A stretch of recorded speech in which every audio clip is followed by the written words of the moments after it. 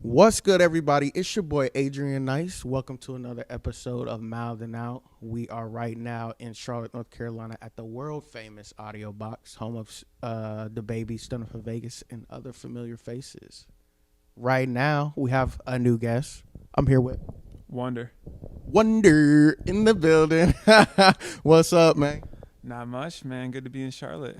Of course, I see you got your woods drip, your country drip on. That's what's up, man. That's how you know you in the east, in the country, in the south. Yeah, for sure. I mean, it's 40 degrees outside now, you know. Figure it's time to break them out. Facts, man. So when I met you, we met on the West Coast, and it was hot. It was hot. I'm not gonna lie. I was wearing a hoodie. I thought it was gonna be like durable, you know what I'm saying, able to deal with. But nah, it was hot, man. Now that you're back east, you know it's kind of cold. Like, how do you feel about the switch in the temperature and everything Yeah, with the weather? man, it was hot in LA. It was like 100 degrees, I swear, every day. And we were riding a car with no air conditioning. So I don't really mind a little bit of cooling down. It feels kind of good to break out the warm clothes and switch up the outfit, you know? And that was what, just like a month ago or something like that. Yeah, it was last month. Damn, is it still hot in LA? Cool down. Okay. Okay, man. So we have you here today. We're gonna talk about some music. We're gonna talk about some NASCAR. We're gonna talk about a whole lot of things, man. Okay. So first, what I like to do is kind of go through people's background because I like to know about how they got to where they are right now. Okay. Yeah. So where you from? Where were you born at? What was it like growing up? I was born in New Hampshire. I lived there for like 8 months. Little guy. We moved overseas for 4 years. My dad's work. He wasn't military. He just moved over there.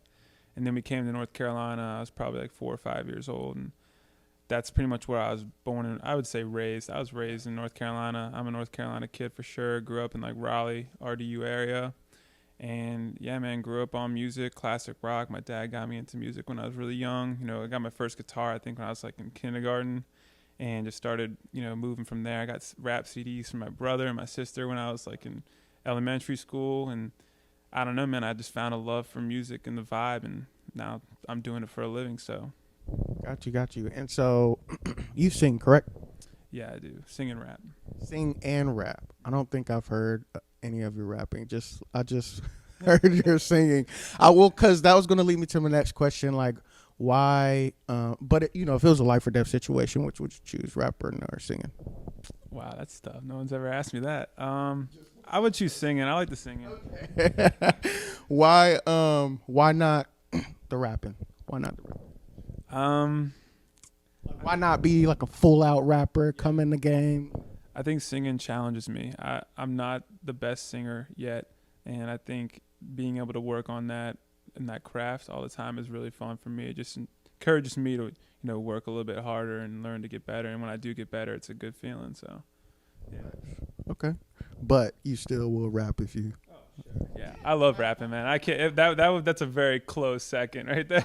Okay, that's what's up, man. And so you sing. I noticed on your YouTube you have a lot of covers that you do, with your guitar and everything. When you have you done any performances or anything like that?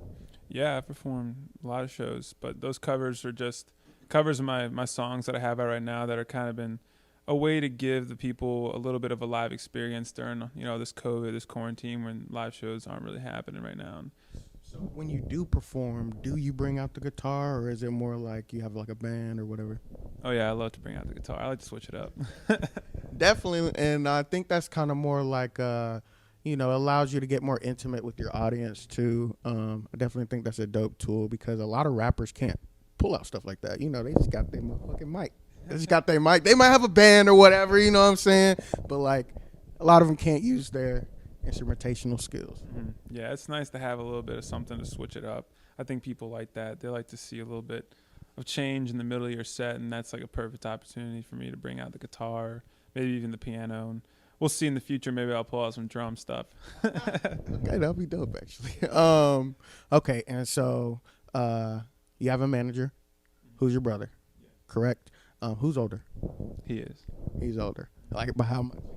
Like a year and 6 months. Okay. So in the household, what was it like? Was music a predominant factor in the household, or I know you said your dad got you in rock. Yeah. Yeah, I think it was pretty dominant. We were always playing music, my brother and I. My brother also was playing guitar and singing, and we just kind of grew up together being a band essentially before he became my manager. And we were doing like Muse cover bands and AC/DC. We were playing anything we could play, but yeah. Okay. There. Man, what was the band name? I don't think we ever had a band name, honestly. I think we weren't really too serious about it, but we wanted to do it. That's hilarious. That's dope though. That's dope that y'all were, rocking out together, doing your thing. And then so what, did the band like just die out, or just people went their separate ways, and then there was you just wanting to continue doing music, or what? Yeah, I think we all just went to college, and Life happens. And I knew I wanted to do music, and Sean wanted to explore a path in business. So I let him do that, and then the other two members who were in our band at the time, they just kind of went to their own schools and did their own thing as well. And I don't know, man, I just for some reason didn't want to stop. That's cool. It's cool. And look where you are right now, traveling coast to coast, doing your music, you know what I'm saying, getting interviews, you know what I'm saying. That's dope. You beating a lot of people that's not even doing that. They just stuck in their house still saying, I want to rap. I want to sing. That's where they're at. Not for everybody, right?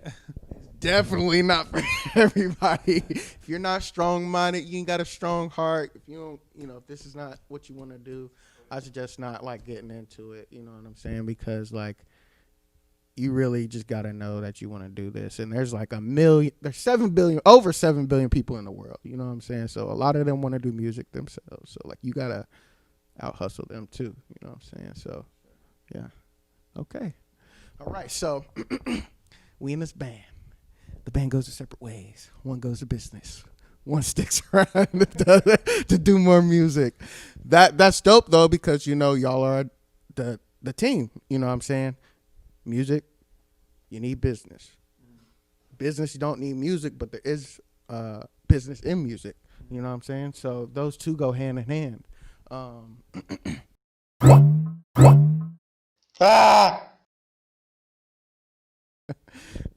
So cars.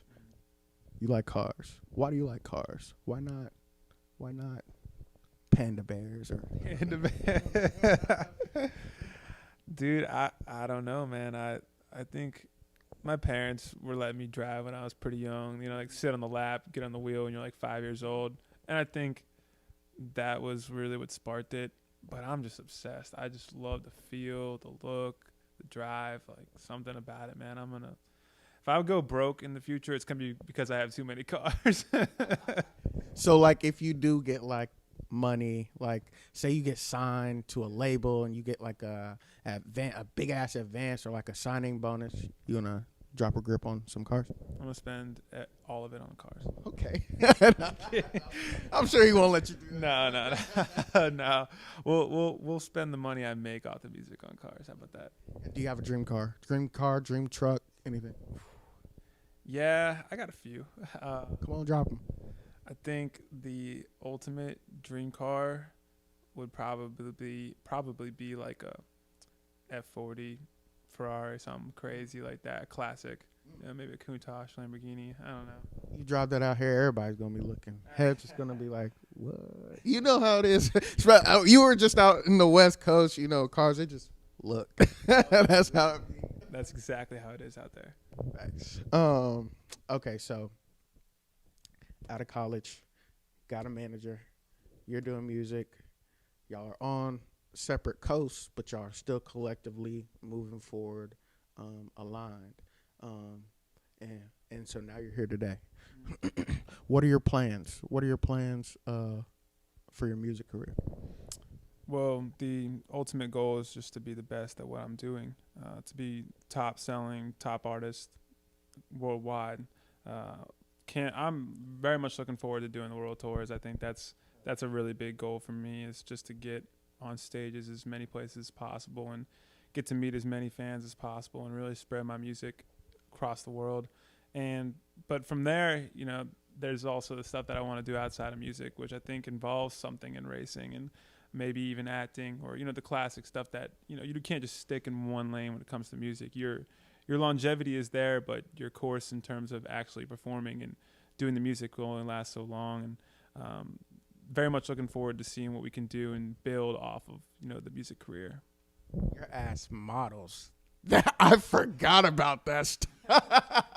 So you model and act, or you just model? I do both, but more so the modeling stuff. So how's that? Go ahead and drop some brands that you worked with just to get it out there. Resume check. Yeah, modeling's been pretty sweet, man. I've worked with some pretty awesome brands. I've worked with companies like Wrangler, pants that I'm wearing right now. They're probably one of my favorite companies to work with. Really good people over there. But I've worked with like Adidas, Royal Caribbean, Gaiam, Fila, Russell Athletics, Hug Boots. I mean, you can name it. I mean, I've done a lot of stuff, and it's been quite a blessing to be able to do this. What's the model grind like? Is it similar to like the acting grind? Like, because I don't know if you have to audition, or do they just choose you from your pictures or whatever? Yeah, it's similar because you do have to keep up with your photos, and your social medias are actually pretty important these days. It's actually becoming a factor in the modeling stuff, but also your resume in general. Having worked with certain brands or done certain types of photography or shooting. I was about to say, like, if you ain't worked with nobody, like, how do you? That's on your agent, man. Your agent you need to have good photos. I think that's a big thing. They encourage you to have a lookbook, which is just like 50 photos, but they want you to go out and get photos with like specific photographers, guys that are like working with everybody in the industry. And that's really what does help you get booked quite a bit. And so now that you have done modeling, and I'm sure you kind of still do it, how are you incorporating that with your music career? Man, that was something I was looking forward to do for a long time. When I first started modeling, last year was actually the first time that we really kind of merged the music and the modeling stuff together, where instead of being booked for a job as Ryan, this model, I'm being booked for a job as WONDR, this artist. And we ended up doing a collaboration with Perry Ellis on a new line that they collaborated with Urban Outfitters on. Basically, they just sent us a bunch of fucking sweet clothes, and we went out, took a bunch of photos, we did some videos, and kind of created a campaign for them. And yeah, man, it was a really cool opportunity, and it was just nice to see the modeling career kind of mesh exactly what I was trying to do. Hell yeah, because now you can leverage both, you know what I'm saying? Like, usually it's one or the other. You got both, you know what I'm saying? Like, when you're approaching these big corporate brands or whatever, now you have like two major selling points. That's dope. Who do people compare you to artist-wise? Wow, I've gotten a lot of just interesting comparisons, but I think it's kind of in between like a Drake or a Russ, somebody who's a little bit more versatile, can kind of emulate their voice on different types of beats and different types of tracks, different types of genres. Who's your brother singing? That's a good question. I don't think he's ever really told me who he thinks I sound like. Me. Yeah, I know. I just wanted to throw that out there. Cause man, like, family opinions are usually different than like fan opinions. You know what I'm saying? Your family's probably just gonna be like really raw and like blunt to you as far as like, this is what you need to do. Like you said earlier, you're acting stupid, or come on, let's bring it back in, brother, or whatever the case may be. But they're always gonna have your best interests at heart. So that's why it's dope. What do your parents think about your music? They actually really support me in my music career. I think because my parents came from a position where they really had to do what they had to do to get out of where they were. They didn't really have all these options. They really wanted to give us the opportunity to choose what we wanted to do when we grew up. And that's pretty much one of the main motivators and drives for me in my career. And they really support the fact that I do music. My dad was really into music. He grew up playing guitar and stuff, and I think he wished he could have been, a rock star, but he had to do what he had to do to get out of his situation. So, man, they really do support me, and it means a ton. That's dope. Shout out to dad and mom. Yeah, when y'all watch this, Mouthin Out. Yeah. Okay. So how many right now? Do you know how many songs you have in your catalog? I think it's 25 songs now. 25 songs. Are these songs out online, all of them, or are some unreleased? They're out everywhere. Those songs are the ones that are released. I have plenty of other songs that I haven't released. How many do you think? I don't know, man. Over 100? Probably. Hundreds? But that's like music I've made over the years. I don't want to say I'm sitting on 300 songs that I'm about to release. That's not the case. Chris Brown recently said he has like, I don't know if he said 1,000 songs that he's just sitting on, or like fucking 5K songs or something like that. Dude, the amount of music that guy puts out, I would not be surprised. His albums, like 40 songs on his albums. I'm gonna be surprised. That's true. That's crazy. That's like a crazy grind. Who are some of your inspirations? I have a lot of inspirations. When it comes to music, I think it's a lot of classic rock artists like Led Zeppelin and Queen and Aerosmith. But when it comes to like rap, hip hop, I think Drake is a pretty big inspiration for me, just because of what he's done and what he's been able to accomplish in his career, and in just a decade, and still be one of the top artists. That's something to look at for anybody who's doing music. What grade were you in when you first heard a Drake track? Oh man, I think I was in high school. I might have been like a freshman or a sophomore. I'm trying to remember when I first heard him. I think I saw him on an MTV award, and he came out and he performed his like first big hit. What was that? It was successful. It's the first time I heard him, so that's song. Yeah, I think is that and like MTV Cribs too, and he was like a little kid. Did you used to watch the Degrassi, the TV show that he was on? No, I haven't watched it. It's funny because he just was like in a wheelchair the whole TV show. Not that being in a wheelchair is funny, disclaimer, but I'm just saying. Yeah. And I was just like the #1 artist from Canada and everything. Yeah, it goes to show, man. Like anyone can really do it. That's a fact. Maybe he's like acting the best actor at being a rapper. You know what I'm saying? I think those two things go hand in hand. I think you gotta be able to act in terms of how you project your music, and when you're recording, and you're kind of bringing up emotions that may have been in the past too. So you kind of have to force yourself to feel these certain ways when you're writing, and that's a lot of what actors do. They kind of put themselves in the role, and I think those things kind of come hand in hand in terms of recording. What would it be like to get on a track with Drake? It'd be intimidating for sure, but I think it'd be pretty cool. I think it'd be a learning process just to see how he actually goes about making a song. And maybe if you're in the studio with him, I think if I was going to do a track with him, it'd be cool to be around him when he's writing and stuff. How would you be going into the studio? Would you be nervous? Would you be, I know you said intimidated, or would you be like, damn, I got to kill this shit because I know Drake's going to kill this. I got to he can't outdo me, even though he's going to outdo me just because he's Drake. Yeah. He might not outdo you. Yeah, you never know. That's true. I think it'll be a mix of emotions for sure, but I think if I'm going into a studio with Drake about to write a song, I probably have a fuck ton of confidence just because I'm going into a studio and doing a song with Drake. Facts, people don't make it that far. Pretty far at that point, I feel like. Exactly. Okay. So what's about to drop? Last time we were talking, I think you were just about to drop a tape. Or you just dropped a tape? No, it's just a single. Just a single? Okay, I'm sorry.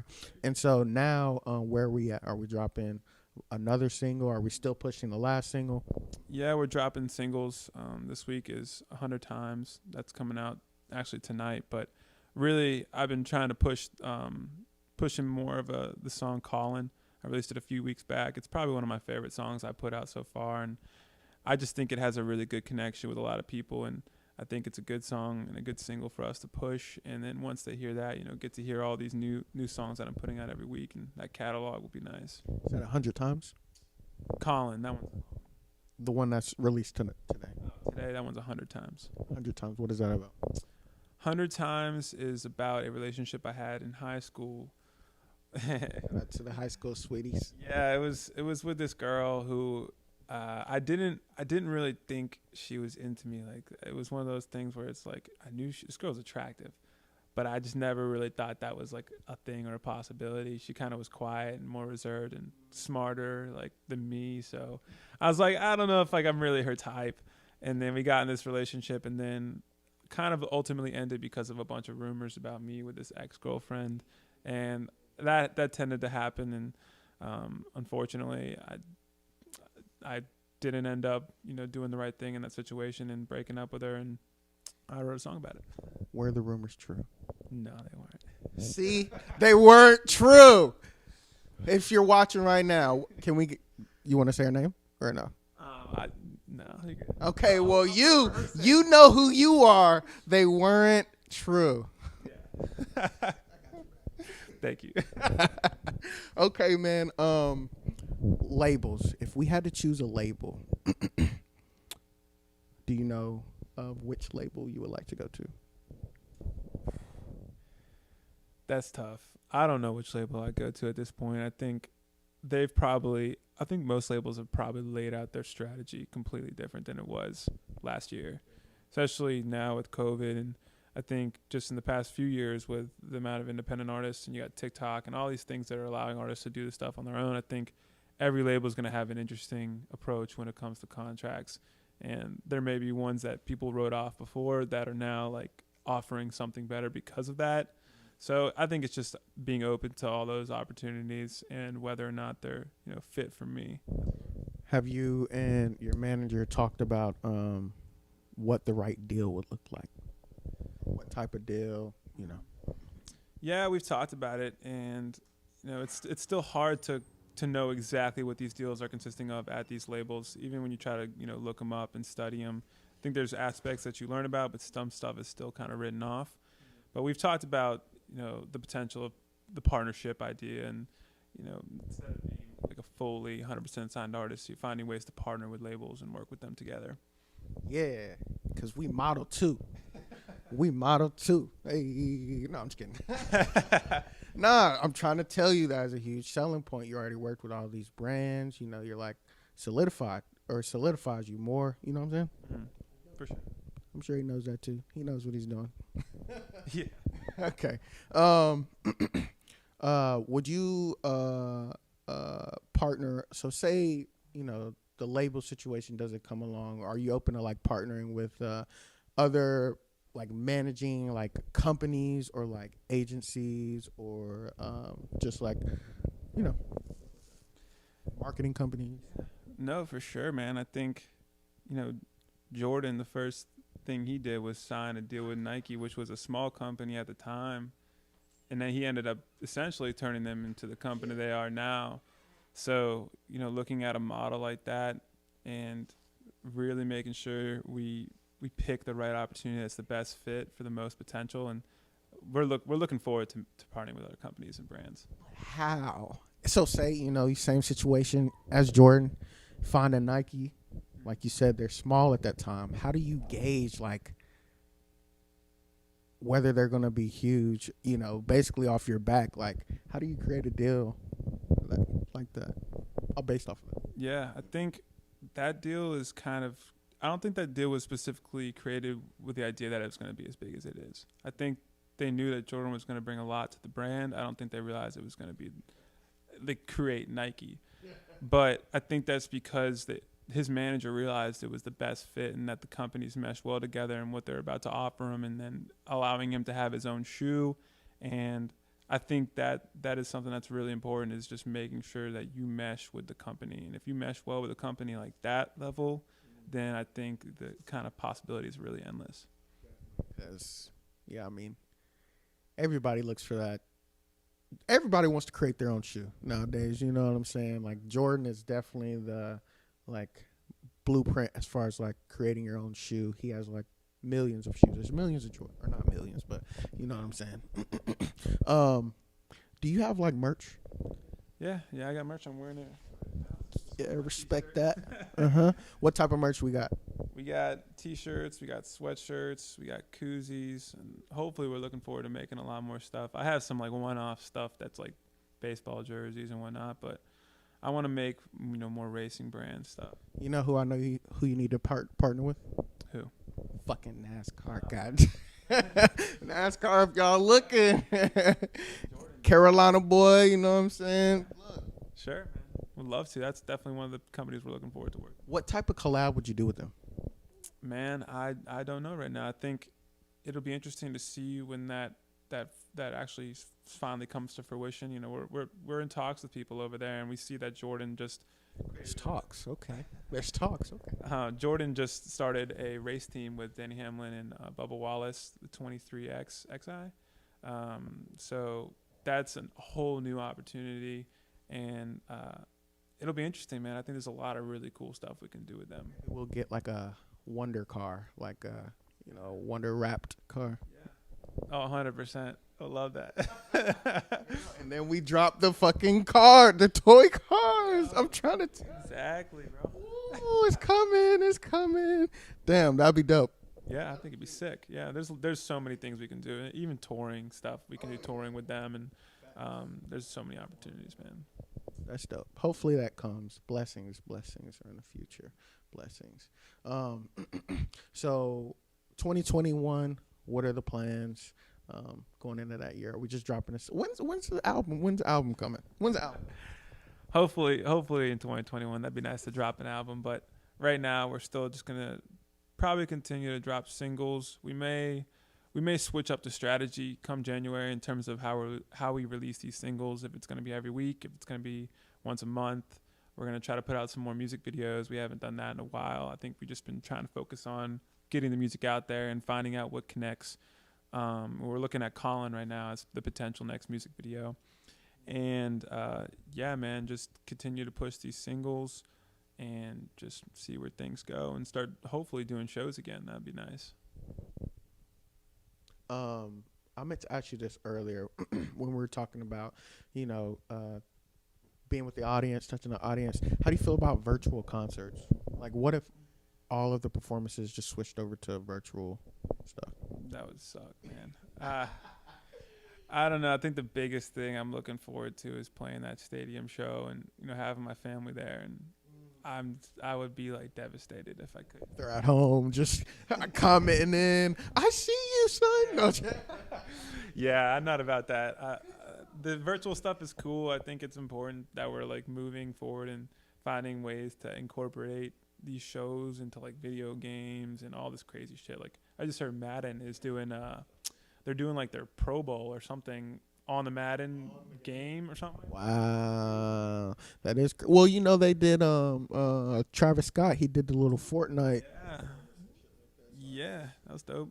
Everybody's kind of because you can potentially touch millions, I guess, or billions. I think that it creates more money avenues. I think for artists. So now you have all this other virtual stuff that you can make cash off of. So it's pretty cool. Pro Bowl on the game. I don't know about that, but we'll see. We'll see. That's crazy. All right, man. Any last words before we get out of here? Thank you for having me on Mouthin Out. I really appreciate that. I'm glad we finally got to get this interview back in. I know, the first time we just had some hiccups here and there, but we can still use that audio, so that might be dropping too. Yeah, it'll just be like me saying the wrong words, but you'll hear my audio. We might get somebody to animate it, or that'll be dope. Just us sitting right there, Yeah, and shout out to everybody in Charlotte and North Carolina for repping the music, and all my fans, friends, family who are listening and sharing. And yeah, I got new music coming out every week, so stay tuned. Once again, I go by WONDR. That's WONDR, and you can find all my stuff on my socials at WONDR94, and then my website WONDR94.com. So. And then let's send them to a song. If you had to send them to a song, would it be the 100 times? And let me do one more thing. Let me shout out Josh Yaz for this. Oh yeah, that drip, the Hooters NASCAR drip. He just sent this out to me the other day, so I appreciate you, man. But yeah. Does he have like a clothing line or something like that? Yeah, he's got like a whole vintage clothing line on Instagram. So Josh Yaz racing is kind of his thing. So I like that a lot. We kind of lined up well there. But yeah. Merch collab coming soon. Yeah, you never know. But a new single coming out tonight, 100 Times. And if this comes out another day, go listen to Colin. Love that song. And listen to the rest of my music. All right. This is Adrian Nyce, Mouthin Out, here with WONDR, doing things. F what you talking about, because over here we mouthing out. Peace. Ah!